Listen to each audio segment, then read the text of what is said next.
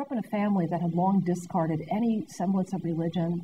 This 5-year-old girl had no reason to call out to God or understand that maybe she had made a mistake in accepting to be on this planet now.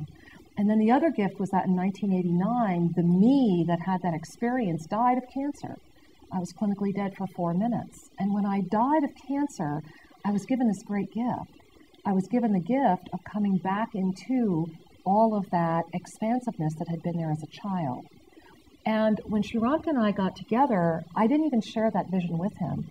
And it was at the behest of the Archangelic Realm about a year and a half ago that they made us, and basically not made us, offered us the opportunity to say, you are at a very important time for humanity to make a choice.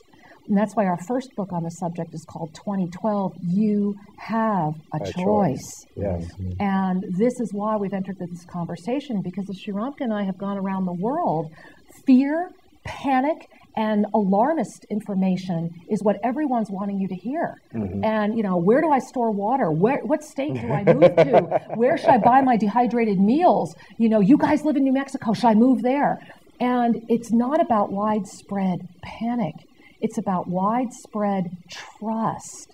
Because in the realm of the archangelics, trust and love are the same thing. They're the same energy. And so if we can be a drop in the water that starts a ripple of trust to overcome the fear energy that's so prevalent on our planet right now, then I will spend every minute, every second of every day that I have breath left in this planet to help others find the truth of themselves. One of the things that's happening, and I think everyone feels it, is, you know, we joke about time speeding up. Yeah. We joke about how there's more chaos and polarity in the world. In fact, everything is speeding up in a sense because linear time is folding upon itself. We are moving into a period of profound shift, and we're being gifted with this galactic energy. Now, what happens when you give sugar to a 2-year-old? You get this frenetic acting out, this undisciplined energy and action. And galactic energy is a little bit like that to a slumbering humanity. We're getting all this beautiful energy. Time is shifting. Our ability to co-create is happening so quickly. People are setting intentions and receiving results much faster than before. And so we're at a time where truly we're being asked, are you a responsible co-creator? Are you willing to stand with your heart open and look at this world and say there is a higher love at work here? It's not just what the density mind, the third dimensional mind sees. There is a phase shift underway. And when water, which was an ice cube, turns into liquid water, it goes through a phase shift. The structures change. It's still water, but it looks different, it feels different, it behaves differently. And when water goes from liquid to steam, it expands, it's still water.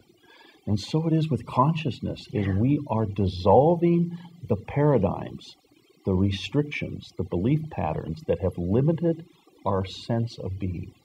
And we're growing. We are growing as humanity.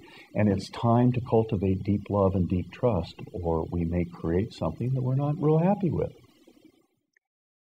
Just for a second, how many people in the audience really feel that time is speeding up and that something significant is going to happen as 2012 Yeah, comes? there you go, 100%. And so you see this in your own day-to-day lives, right? Yeah. So we're all in agreement that something is happening and that it's coming. And there's opinions vary, but I like what you guys have to say, and I kind of believe the same thing, that we have choices about what's going to happen. It's a big paradigm shift in human consciousness.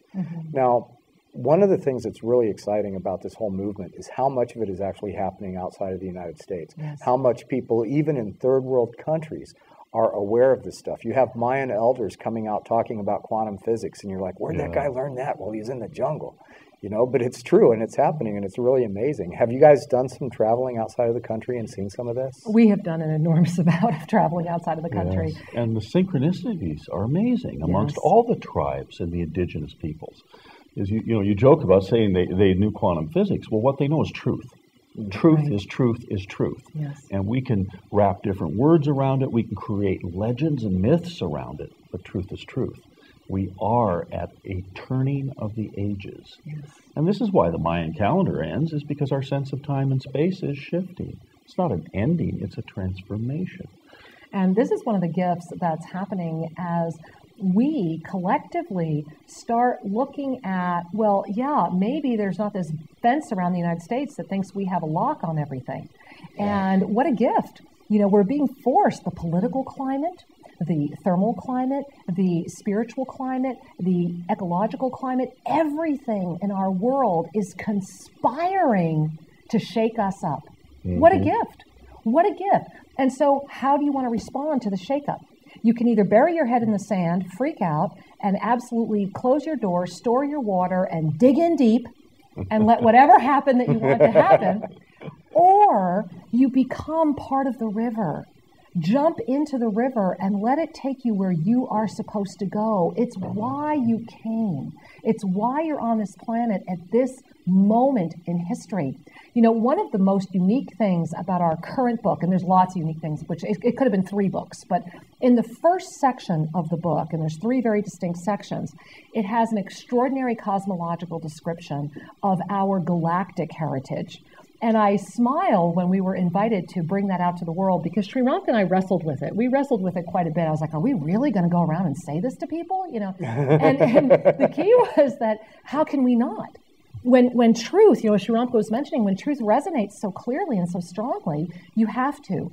And so in a world, if we just think about Gaia, this beautiful world, where we're just waking up to maybe the answers have existed globally, we're already being invited to go into the universal recognition. And so, as you just mentioned, it's not just about linear time folding, it's about our entire cosmic heritage coming into this beautiful crescendo and expansion. And we have a choice. I mean, the secret, the positive success of the secret is just basically helping people wake up and realize, you mean I have a say in all this? You mean I can co-create? I can attract all of this? Yeah. Well, look around. Yeah, that's a gift. Yeah. So as we get onto that subject, yes. And I'll just cover it really briefly. Sure. You know, there's a lot of people that have tuned into films like The Secret, and to me, defining the realms of how far can the co-creation of reality go. Yeah. It's something that I ask everybody. I say, okay, so I can create my reality, but to what point? To the point where I could walk out in the morning and see a purple sky and red grass because I choose that. So where are the margins that we actually create our reality? Where are those barriers? And the answer that I keep getting is really simple, and it resonates with me, is that it's belief. That if you could honestly 100% completely believe that you'd see that purple sky, you could walk out and that's where you're at. And that's the whole fluidity of this matrix, yes. that it really does work. I need to interject something here, and I'm sure Sri Ram is ready to interject the same thing. The Archangelic Realm says this so beautifully. What they share with us is when you can truly remove all energy of doubt from within, then there can be no separation in any form. And so the only thing that stops us from seeing a purple sky or a green sky or an infinite sky is our doubt. It's that percentage. Yeah. And think about how much in your life changes when you stop doubting your ability to co-create. And what in your life would change if in this moment you had no doubt? One of the things that is happening, and it's happening in a most subtle and profound way for many people, is the shifting of belief systems.